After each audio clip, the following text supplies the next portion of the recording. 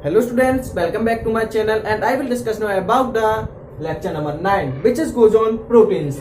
ठीक है तो बच्चों आज हम क्या डिस्कस करने वाले हैं, प्रोटीन को डिस्कस करने वाले हैं। इससे पहले हमने क्या किया था, कार्बोहाइड्रेट्स के बारे में पढ़ा था और विटामिन। ठीक है, विटामिन का हमने ओनली क्या टेबल किया था। ठीक है, इससे ज्यादा क्या बोर्ड में पूछा भी नहीं आता, इसलिए क्या हमने ओनली टेबल ही पढ़ा था। विटामिन की डिफाइन क्या पूछी नहीं आती है। ठीक है, लेकिन जो प्रोटीन है वो क्या पूरा डिटेल में पूछा जाता है। इसका एक एक पॉइंट क्या इंपॉर्टेंट है, तो आज हम जो प्रोटीन है उसे क्या डिटेल में पढ़ेंगे। हाफ प्रोटीन आज कवर अप कर देंगे और जो हाफ रह जाएगा प्रोटीन का लेक्चर उसे क्या अगले लेक्चर में कवर अप करेंगे। ठीक है, तो बिना टाइम वेस्ट किए क्या शुरू करते हैं। जो प्रोटीन है बच्चों, जो प्रोटीन है वो किससे मिलके होना है, प्रोटियोज से। जो प्रोटीन है वो किससे मिलके होना है, प्रोटियोज से। प्रोटियोज सबसे प्रोटियोज, इसका मतलब क्या होता है, प्रोटियोज का मतलब होता है प्राइमरी। प्रोटियोज का मतलब क्या होगा, प्राइमरी, या फिर हम बोल सकते हैं इसको क्या, प्राइम इंपोर्टेंस। ठीक है, तो जो प्रोटीन है वो किससे मिलकर होना है, लैटिन शब्द क्या है इसका, प्रोटियोज। प्रोटियोज का मतलब क्या होता है, प्राइमरी। ठीक है, प्राइमरी को और भी जैसे कि प्राइमरी के आगे देखिए और भी मीनिंग देखिए तो क्या होता है, प्राइम इंपोर्टेंस।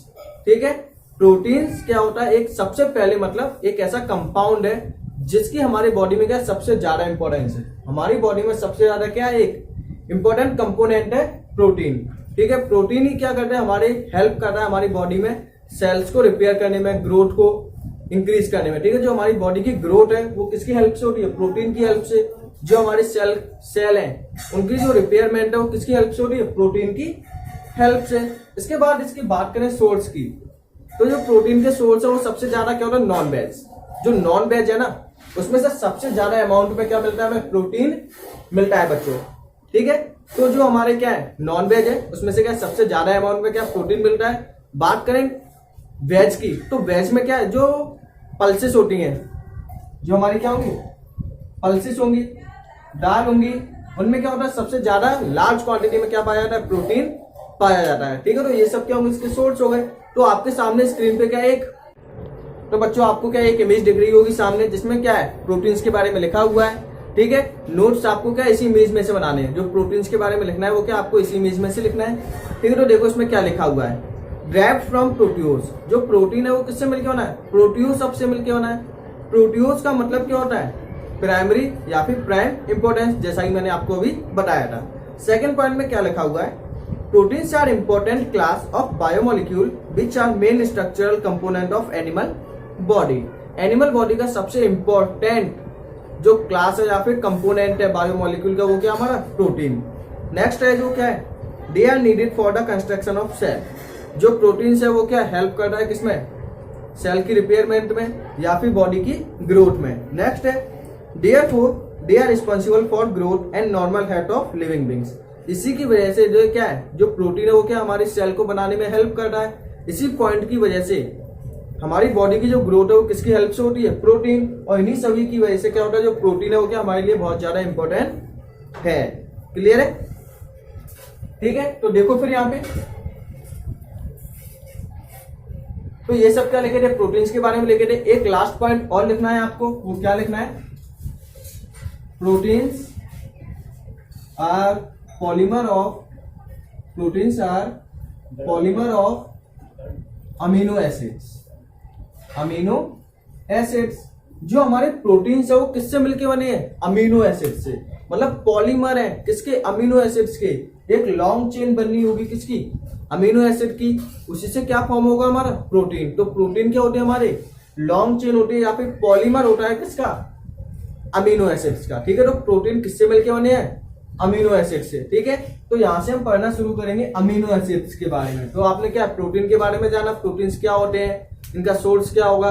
ठीक है, सोर्स के अलावा क्या है इनकी हमारी बॉडी में रिक्वायरमेंट क्या है। उसके बाद हमने जाना जो प्रोटीन है वो किससे मिलके बना है। तो प्रोटीन है वो किससे मिलके बना है, किससे मिलके बना है बच्चों, अमीनो एसिड। ठीक है, जो प्रोटीन है वो किससे मिलके बना है, अमीनो एसिड से मिलके बना है। तो अब हम पढ़ने वाले हैं अमीनो एसिड्स को। ठीक है, तो कॉपी में क्या है, अब आपको हेडिंग डालनी है अमीनो एसिड्स, या फिर स्क्रीनशॉट लेते जाओ साथ के साथ। तो अब देखो अमीनो एसिड्स, जो प्रोटीन है वो किससे मिलके बने, अमीनो एसिड से। तो अब हमें क्या पढ़ना होगा यहाँ पे, अमीनो एसिड्स। तो अमीनो एसिड्स क्या होंगे, अब देखो इसके नाम में जाओ, नेम में क्या, अमीनो एसिड, इसमें अमीन ग्रुप भी आ रहा है और क्या है, इसमें एसिड ग्रुप भी आ रहा है। मतलब एक ऐसा कंपाउंड जिसके पास क्या हो, अमीन ग्रुप भी हो और साथ में क्या हो उसके पास एसिड ग्रुप भी हो। मतलब एक ऐसा कंपाउंड जिसके पास क्या होना चाहिए, अमीन ग्रुप भी होना चाहिए और साथ साथ क्या होना चाहिए उसके पास एक एसिड ग्रुप भी होना चाहिए। एसिड कौन से होंगे, कार्बोक्सिलिक एसिड। अमीन ग्रुप कौन सा हुआ, NH2। तो एक ऐसा कंपाउंड, देखो ध्यान से, जैसे एक कार्बन है, एक कार्बन से क्या लगा होगा, एक कार्बोक्सिलिक ग्रुप। क्लियर है, ठीक है, कार्बन है, एक कार्बन से क्या लगा होगा, एक कार्बोक्सिलिक ग्रुप। इसी कार्बन से क्या लगा होगा, एक अमीन ग्रुप। इसी कार्बन से लगा एक कार्बोक्सिलिक ग्रुप। इसी कार्बन से क्या ज्वाइन है, एक अमीन ग्रुप। इसी कार्बन से क्या है, एक हाइड्रोजन, उससे क्या लगी, एक R। यहाँ पे R क्या होगा बच्चों, यहाँ पे R होगा लॉन्ग चेन ऑफ कार्बन। ये R यहाँ पे भी आ सकता है, ऊपर भी आ सकता है, जहां मर्जी हो वहां पे आ सकता है। क्लियर है, ठीक है। तो देखो बच्चों, अमीनो एसिड्स क्या होंगे, अमीनो एसिड्स एक ऐसा कंपाउंड होगा जिसके पास क्या होगा, कार्बोक्सिलिक ग्रुप भी होगा, जिसके पास क्या होगा, एक अमीन ग्रुप भी होगा। तो अमीनो एसिड्स ऐसे कंपाउंड होंगे जिनके पास क्या होगा, एक कार्बोक्सिलिक ग्रुप, एक एसिड ग्रुप होगा, एक क्या होगा, बेसिक ग्रुप। ये क्या है, एक एसिडिक, और ये कैसा ग्रुप है, एक बेसिक ग्रुप। अमीन कैसे होते हैं, बेसिक होते हैं ना। अमीन का नेचर कैसा होता है, बेसिक। क्यों, क्योंकि इनके पास क्या होते हैं, लोन पेयर, जिनको क्या वो डोनेट कर सकते हैं। इसके पास क्या होता है, कार्बोक्सिलिक एसिड के पास हाइड्रोजन, इसको क्या वो इजिली रिमूव कर सकते हैं। ठीक है, तो क्लियर है।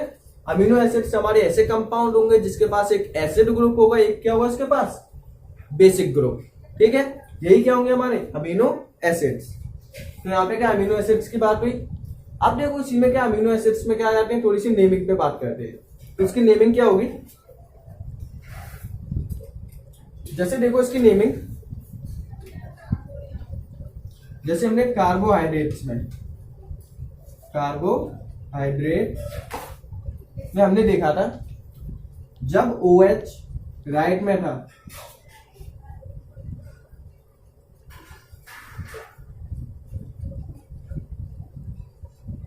देखो कार्बोहाइड्रेट्स में जब हमने पढ़ा था, जब OH कहां था, राइट में, तो हमने क्या लगाया था, D लगाया था। यानी जब OH लेफ्ट में था तो हमने क्या लगाया था, L।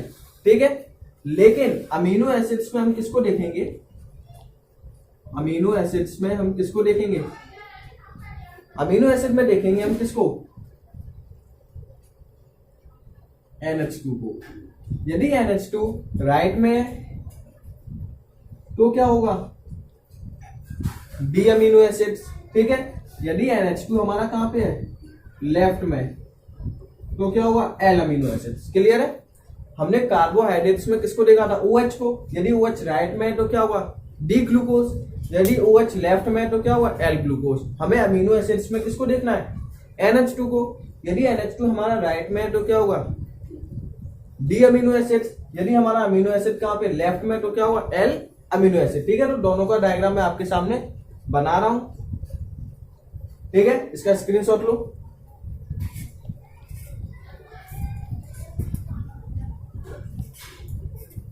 तो देखो,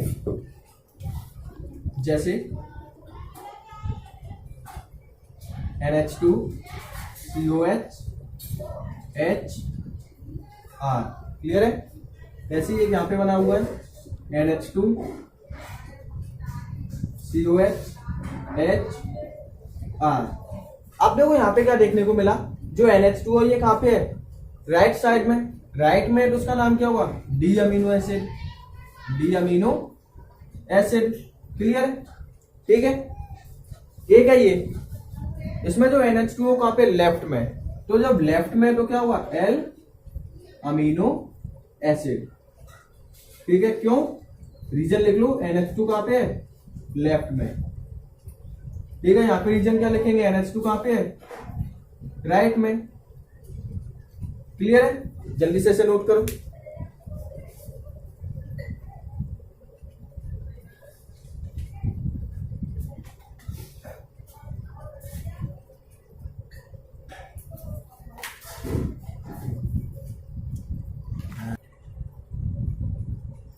ठीक है, तो अमीनो एसिड्स हमारे कौन से होंगे, एक होगा डी अमीनो एसिड, इसका मतलब NH2 कहां पे है, राइट में। यदि हमारे पास लिखा हुआ है एल अमीनो एसिड तो क्या होगा, अमीनो ग्रुप कहां पे, लेफ्ट में। अब देखो एक और चीज आती है इसी में, क्या हमने क्या अमीनो एसिड्स को एक और नेम दिया है, वो कैसे देते हैं हम, अल्फा के अकॉर्डिंग। जैसे देखो यहां पे देख लो, ठीक है, ये कार्बोक्सिलिक ग्रुप, कार्बोक्सिलिक ग्रुप के बगल वाली पोजीशन को हम क्या बोलेंगे, अल्फा पोजीशन। कार्बोक्सिलिक ग्रुप के बगल वाली पोजीशन को हम क्या बोलते हैं, अल्फा पोजीशन। उसके आगे है तो क्या बोलेंगे, बीटा पोजीशन। उसके आगे बीटा को गामा पोजीशन। ठीक है, तो अल्फा बीटा गामा हमने पढ़ा था। ठीक है, तो कार्बोक्सिलिक के बगल वाली पोजीशन को हम क्या बोलते हैं, अल्फा पोजीशन। तो उसको हम एक और नाम से जानते हैं, किससे, अल्फा अमीनो एसिड्स। किस नाम से जानेंगे, अल्फा अमीनो एसिड्स। ठीक है, तो किसी भी नेम से आ सकता है। ये कौन सी नेमिंग है, डीएल नेमिंग। इसका नाम क्या होता है, डीएल नेमिंग। जैसा कि हमने क्या है कार्बोहाइड्रेट्स वाले में भी किया था, इसको हम क्या बोलते हैं, डीएल नेमिंग। इसका मतलब है एल अमीनो एसिड, इसका है डी अमीनो एसिड। इसी में एक और चीज है alpha amino acid. Alpha amino acids का मतलब ये है कि जो कार्बोक्सिलिक के बगल वाला कार्बन अल्फा, उस पर क्या लगा हुआ है, हमारा अमीन ग्रुप, इसलिए हम इसको क्या बोलते हैं, अल्फा अमीनो एसिड्स। अभी आप देखोगे नेम में। ठीक है, तो ये थे हमारे अमीनो एसिड्स। अब देखो अमीनो एसिड भी क्या होता है, हमारे अलग अलग टाइप के होते हैं। अमीनो एसिड्स भी क्या होते हैं, हमारे डिफरेंट डिफरेंट टाइप्स के होंगे। देखो कैसे होंगे, यहाँ पे आर है पोजीशन, यहाँ पे क्या है, आर। आर क्या होती है, long chain of carbon. R क्या होती है, आर होती है लॉन्ग चेन ऑफ कार्बन। होती है या नहीं, आर की है तो कुछ भी आ सकता है ना। तो आर की जगह क्या अलग अलग चीजें आएंगी, उनका क्या होगा, अलग अलग नेम होगा। तो ऐसे ही करके जो हमारे टोटल अमीनो एसिड्स है वो कितने हैं, 20 अमीनो एसिड्स। हमारे कोर्स में कितने हैं, टोटल 20 अमीनो एसिड्स। ठीक है, जो कि आपकी एनसीईआरटी बुक में भी लिखे हुए हैं, लेकिन हमें ओनली कितने करने हैं, 2-3 अमीनो एसिड्स पढ़ने हैं। तो देखते हैं हम कौन कौन से पढ़ेंगे।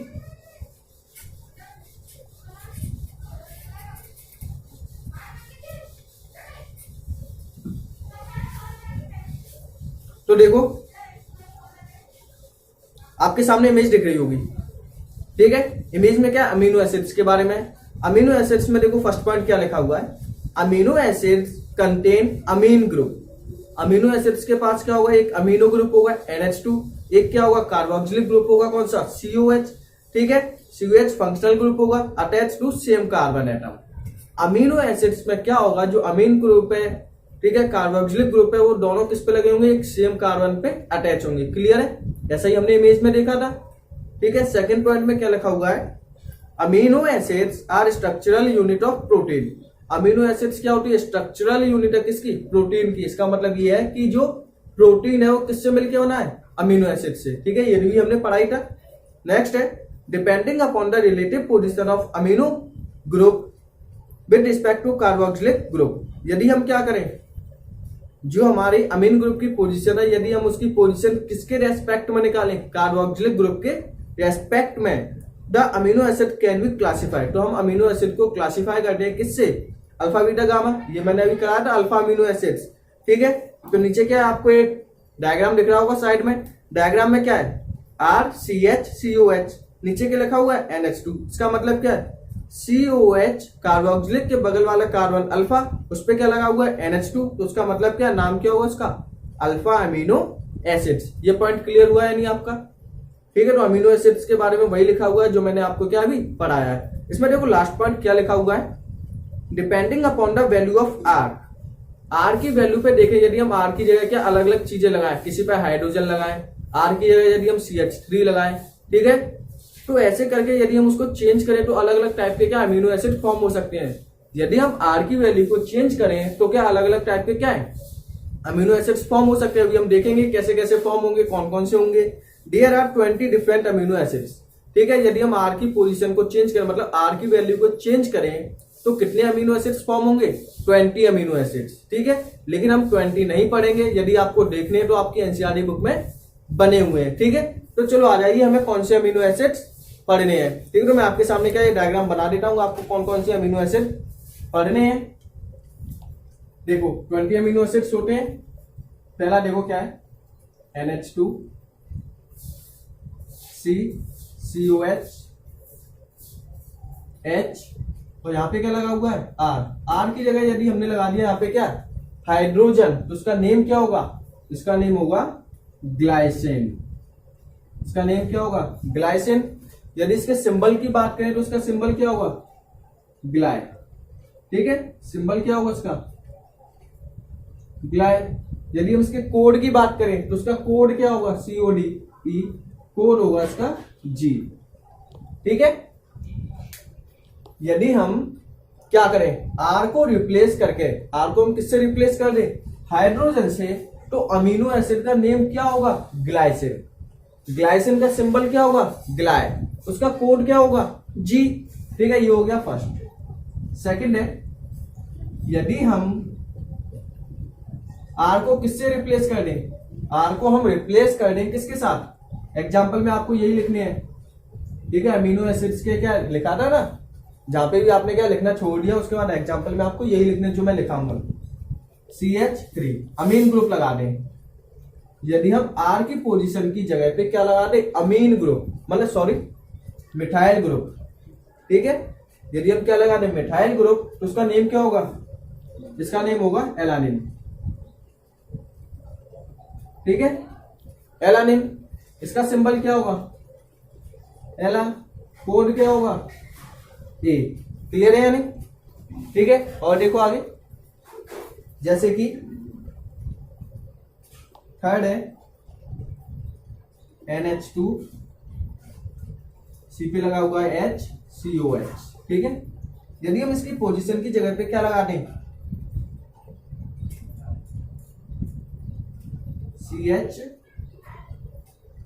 CH3 का होल ट्वाइस। ठीक है, ये लगा दें, आइसोप्रोपाइल मतलब। ठीक है, CH3 का क्या है इस पे? Whole twice. यदि हमने इसको पास ये ग्रुप लगा दिए, फिक्स है। ठीक है, इन्हीं को आपको याद करना, जो मेन है बस उन्हीं को कराऊंगा, 2-4 मेन है। इसका नेम क्या होगा? वेलिनिन। ठीक है, वेलाइन। इसका सिंबल क्या होगा? VA। कोड क्या होगा? B। क्लियर है? तो इन तीनों को जल्दी से अपनी कॉपी में नोट करो। ठीक है, इन तीनों को जल्दी से अपनी कॉपी में नोट करो या फिर स्क्रीनशॉट ले लो। हो गया है? इसके बाद देखो, दो और है।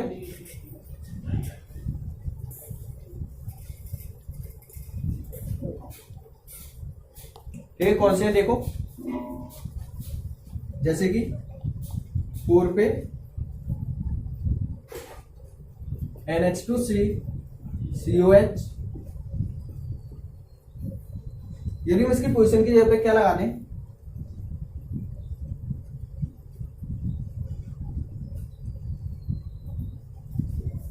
ठीक है, ये लगा दिया हमने। यदि हम CH2 का होल 4 पे NH2 ग्रुप लगा दें, ठीक है, एक अमीन वाला ग्रुप लगा दें, तो उसका जो नेम है, नेम क्या बनेगा? इसका नेम बनेगा लाइसिन।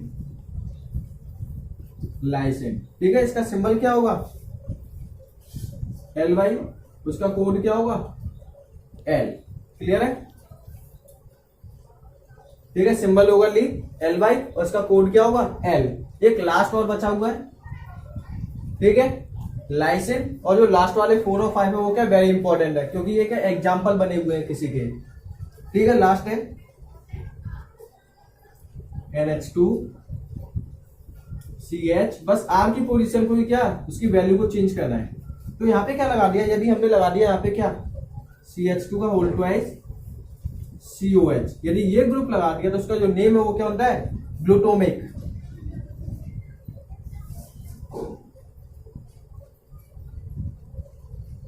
ठीक है, ग्लूटामिक एसिड। इसका जो सिंबल है वो क्या बनेगा? ग्लू।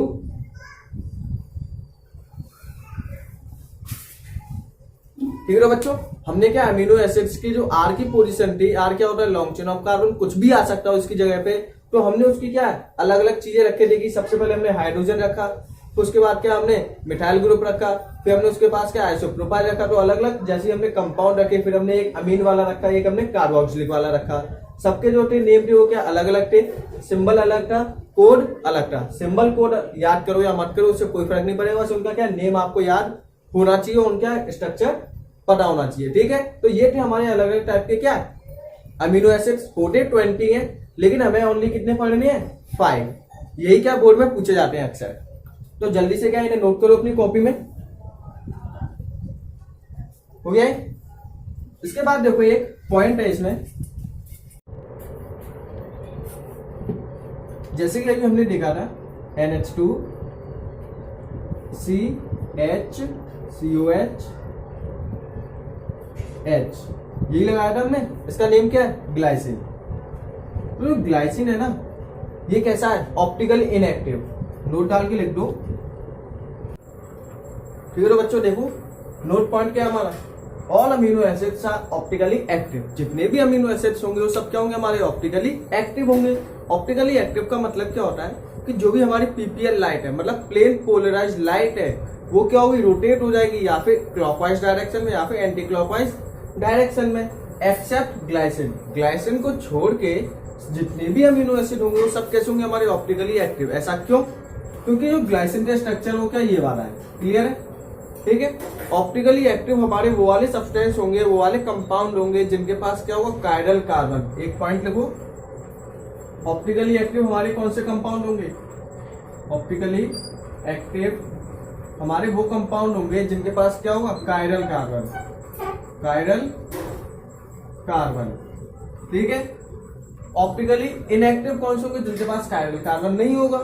तो ऑप्टिकली एक्टिव वो कंपाउंड होंगे जिनके पास क्या होगा? Chiral carbon. अब आप पूछोगे कि कायरल कार्बन क्या होगा? तो कायरल कार्बन देखो बच्चों क्या होगा, कायरल कार्बन एक ऐसा कार्बन होगा जिसकी जो चारों वैलेंसी होगी कैसी होंगी? अलग अलग। कायरल कार्बन एक ऐसा कार्बन होगा जिसकी जो चारों वैलेंसी होगी कैसी होंगी? बिल्कुल अलग अलग होंगी। जैसे देखो, जैसे हम बात करें एलानिन की, यदि हम H की जगह क्या लगा दें? CH3, तो एक इसका क्या बन जाएगा? एलानिन बन जाएगा। अब देखो यहाँ पे कार्बन की एक वैलेंसी क्या है? Carboxylic acid. एक वैलेंसी क्या है? हाइड्रोजन। एक वैलेंसी क्या है? NH2। एक वैलेंसी क्या है? CH3। तो कार्बन की चारों वैलेंसी हो कैसी है? बिल्कुल अलग अलग है। तो इसका मतलब एलानिन के केस में, इसका मतलब एलानिन के केस में ये कौन सा कार्बन है? Chiral carbon. क्या है ये? Chiral carbon. ठीक है। कायरल कार्बन एक ऐसा कार्बन होगा जिसकी जो चारों वैलेंसी हो कैसे होंगे? बिल्कुल अलग अलग कंपाउंड होंगे। एक कार्बोक्सिलिक एसिड हो गया, एक अमीन हो गया, एक हाइड्रोजन हो गया, एक कोई दूसरा ग्रुप हो गया, मतलब चारों बिल्कुल अलग अलग होंगी। ठीक है, सेम नहीं होंगी। सेम है तो कायरल कार्बन नहीं है। तो कायरल कार्बन उस कार्बन को बोलेंगे जिसकी जो चारों वैलेंसी हो कैसी होंगी? बिल्कुल अलग अलग होंगी। ठीक है। तो एलानिन के पास भी होगी। ठीक है। और आगे बात करें जैसे लाइसिन के बाद, ल्यूसिन के बाद, उन सब के पास भी क्या होगी? हमारे वेलिन के पास, वेलाइन के पास भी क्या होगी? सबके पास क्या होगा? Chiral carbon. कायरल कार्बन होने की वजह से जितने भी अमीनो एसिड्स हैं सब कैसे होते हैं? Optically active.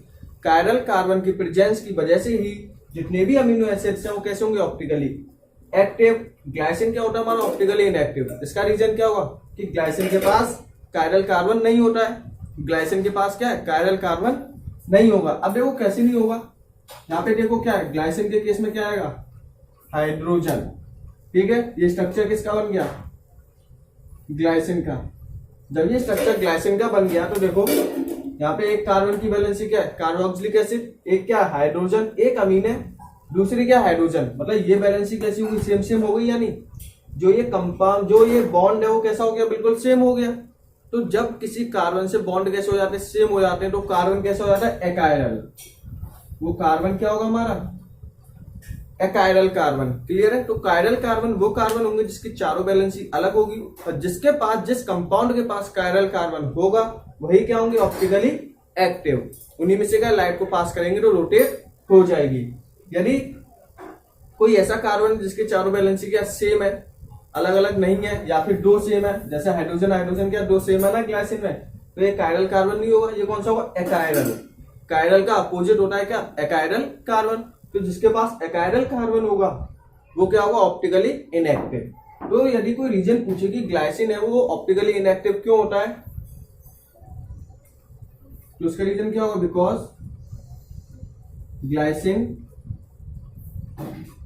Glycine does not have chiral carbon. क्योंकि ग्लाइसिन के पास क्या? कायरल कार्बन नहीं होता है, जिसकी वजह से वो कैसा होता है? Optically inactive. और जिसके इसके ग्लाइसिन के अलावा जितने भी अमीनो एसिड है सबके पास क्या होता है? कायरल कार्बन, जिसकी वजह से ये सब कैसे होंगे? Amino acid optically active. ठीक है। तो जल्दी से इसे नोट करो अपनी कॉपी में, फिर आगे चलते हैं। हो गया होगा ये, ठीक है। सिंपल सा टॉपिक है, 1 नंबर का क्वेश्चन बन जाता है यहाँ से कि ग्लाइसिन है वो ऑप्टिकली इनएक्टिव क्यों होता है, जबकि सभी अमीनो एसिड कैसे होंगे, ऑप्टिकली एक्टिव। तो जो इसमें जो कॉन्सेप्ट है वो कौन सा लगेगा, कायरल कार्बन। इसके बाद देखो next heading classification of amino acids, ठीक है। तो क्लासिफिकेशन ऑफ अमीनो एसिड्स का क्लासिफिकेशन सबसे पहले हम देखेंगे, फर्स्ट है on the basis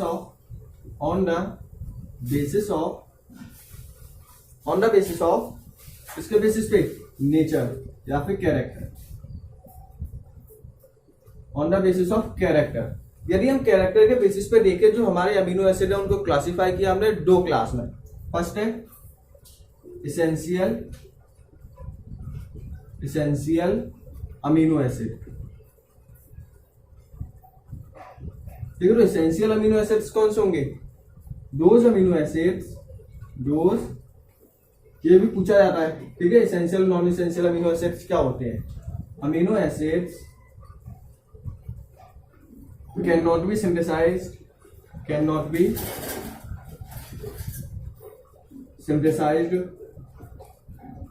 by our body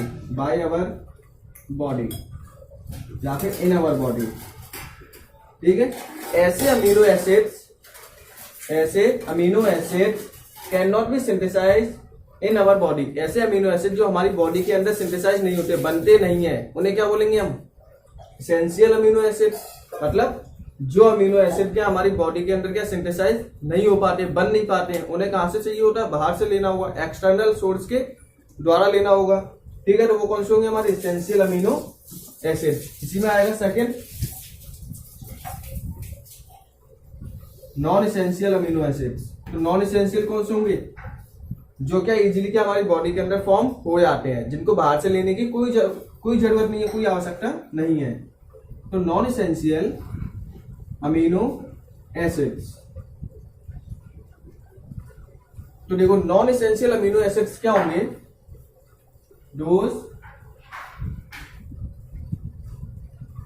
those amino acids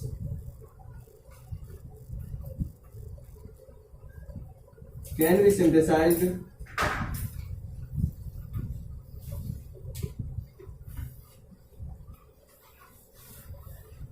in our body. अब देखो ऐसे अमीनो एसिड जो क्या हमारी बॉडी इजीली क्या बना लेती है, ऐसे अमीनो एसिड जो इजीली क्या हमारे बॉडी के अंदर फॉर्म हो जाते हैं, बन जाते हैं, जिनको बाहर से लेने की कोई जरूरत नहीं है, तो ऐसे को क्या बोलेंगे, नॉन इसेंशियल अमीनो एसिड्स।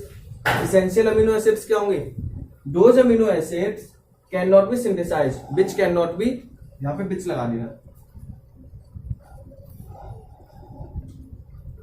यहां पे भी, ठीक है। तो those amino acids which can not be synthesised, ऐसे अमीनो एसिड्स जो हमारी बॉडी के अंदर क्या सिंथेसाइज नहीं हो पाते हैं, जिनको बाहर से लेने की जरूरत होती है, जिनको अब मान लो जो चीज हमारे बॉडी के अंदर नहीं बन पा रही है, तो उसे हम कहा लेंगे, बाहर किसी सोर्स से लेंगे, फूड के द्वारा लेंगे या फिर किसी और सोर्स के अकॉर्डिंग लेंगे, ठीक है। तो उन्हें क्या बोलेंगे, इसेंशियल अमीनो एसिड्स। उसी में होता है एक non essential amino acid. Non essential amino acid ऐसे होंगे जो क्या इजीली हमारी बॉडी के अंदर फॉर्म हो जाते हैं, ठीक है, और जिनको बाहर से लेने की कोई आवश्यकता नहीं है। तो आप अपनी एनसीईआरटी बुक में देखना 20 अमीनो एसिड है, जिनके ऊपर स्टार लगा हुआ है वो कौन से हैं, इसेंशियल अमीनो एसिड के एग्जांपल है।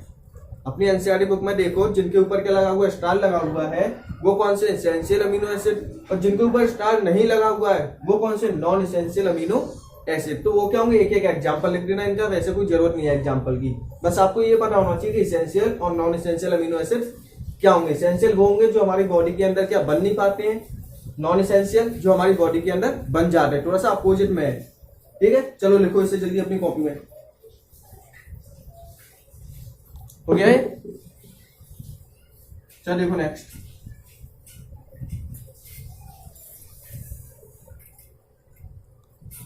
नेक्स्ट है on the basis of acidic,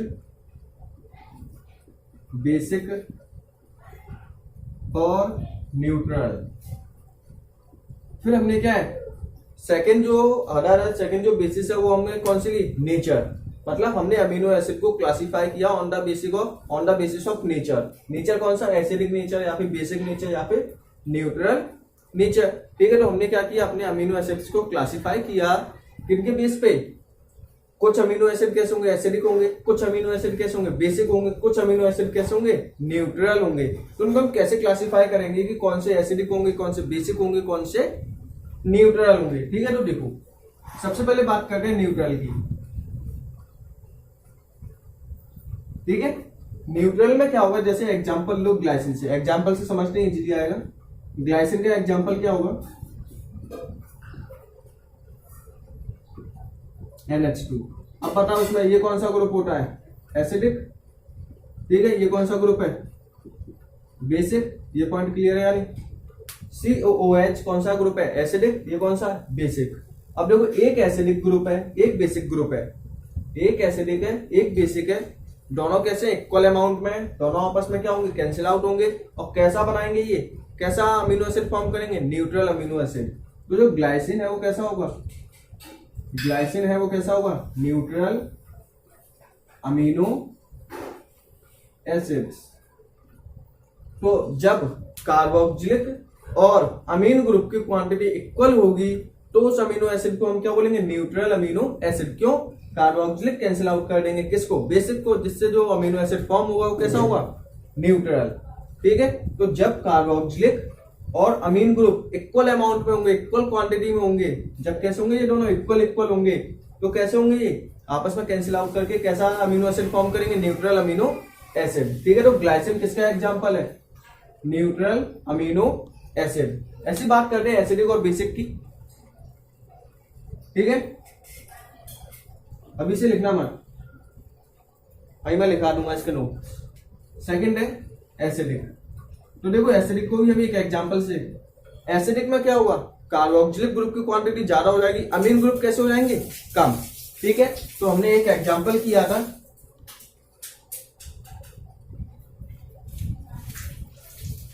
देखो हमने एग्जांपल क्या किया था, NH2 COH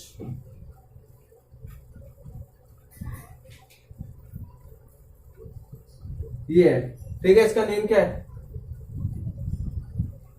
ग्लूटामिक एसिड। यही है ना इसका नेम, ग्लूटामिक एसिड। तो यहाँ पे देखो एसिडिक है।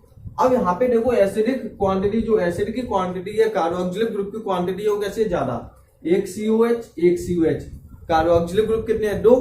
अमीन ग्रुप कितना है, 1। तो बताओ यहाँ पे किसकी क्वांटिटी ज्यादा है, एसिड वालों की क्वांटिटी ज्यादा है, क्योंकि यहाँ पे कार्बोक्सिलिक ग्रुप कितने हैं, 2 है।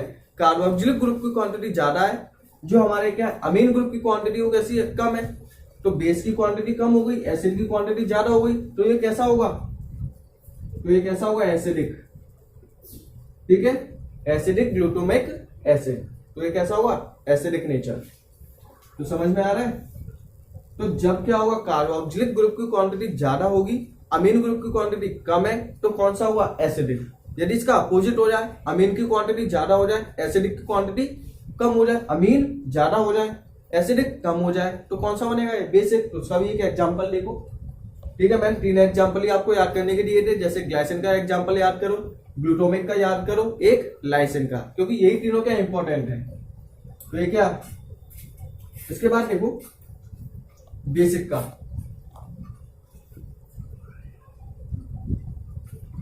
ठीक है, बेसिक में देखो एग्जांपल क्या है, lysine, NH2 CH COH CH2 का होल 4 NH2। यही है ना, क्या है इसका नेम, लाइसिन।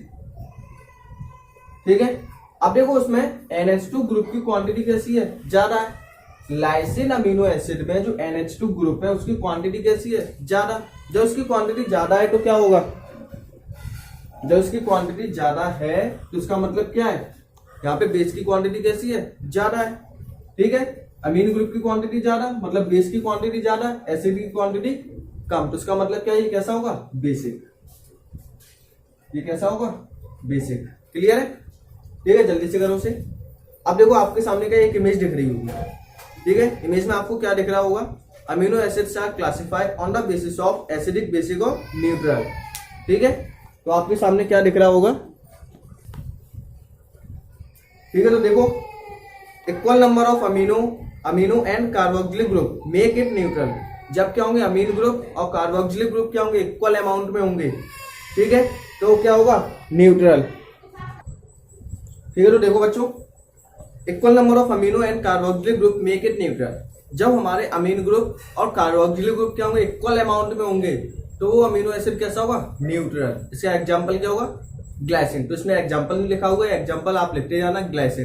ठीक है, नेक्स्ट है more number of amino than carboxylic group. जब अमीन ग्रुप की क्वांटिटी ज्यादा हो जाएगी, किससे, कार्बोक्सिलिक ग्रुप से। अमीन ज्यादा हो गया मतलब बेसिक ज्यादा हो गया, ठीक है, तो ऐसे अमीनो एसिड को क्या बोलेंगे हम, बेसिक अमीनो एसिड। इसका एग्जांपल क्या होगा बेसिक वाले का, लाइसिन। अब यही बताया था, NH2 की क्वांटिटी कैसी थी, ज्यादा।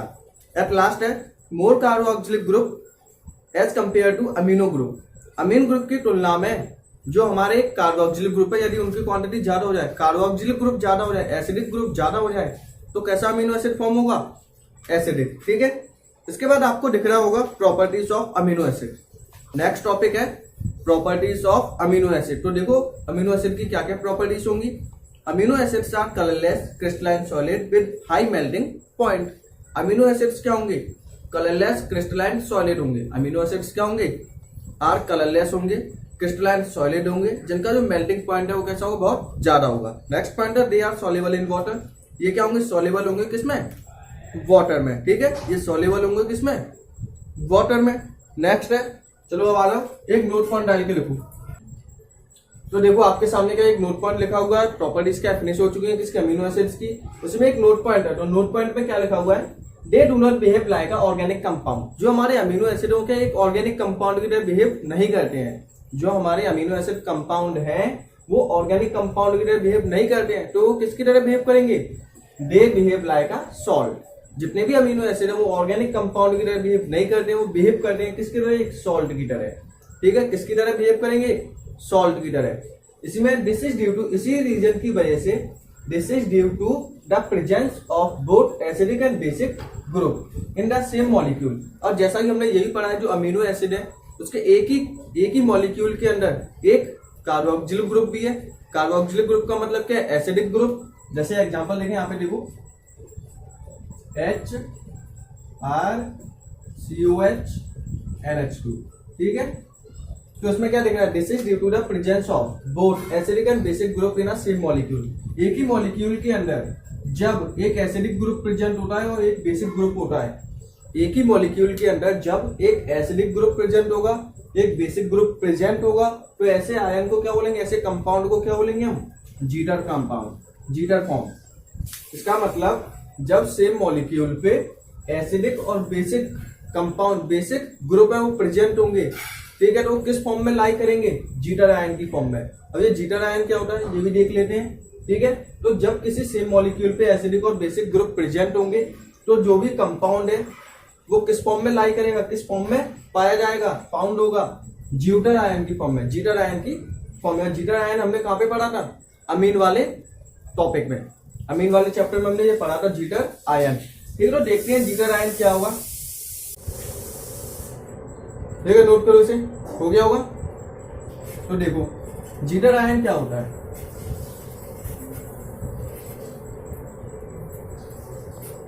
जीटर आयन क्या होगा, जैसे देखो CHRCOH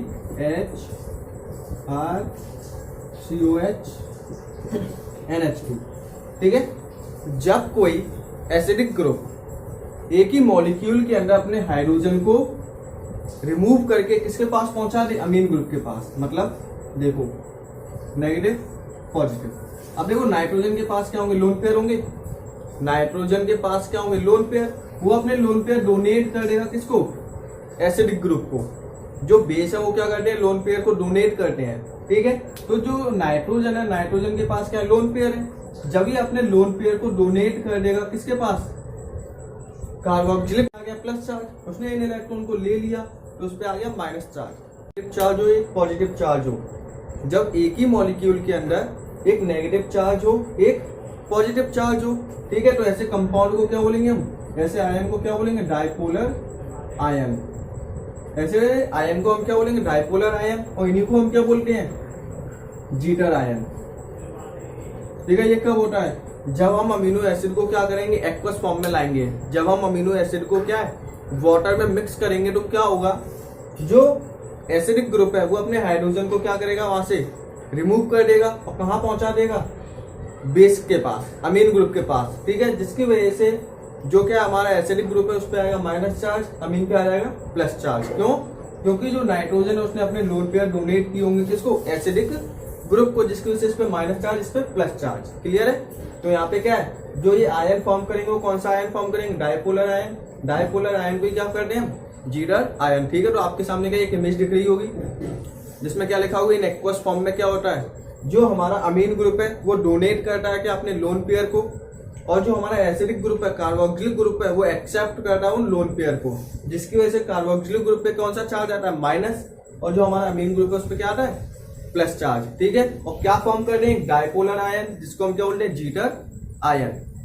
ठीक है, तो जब किसी मॉलिक्यूल पे एक एसिडिक ग्रुप भी हो, एक बेसिक ग्रुप भी हो, तो किस फॉर्म में लाई करेंगे हमेशा, जीटर आयन की फॉर्म में। जीटर आयन की फॉर्म में क्यों, क्योंकि उन पे क्या है, प्लस चार्ज भी होगा, माइनस चार्ज भी होगा।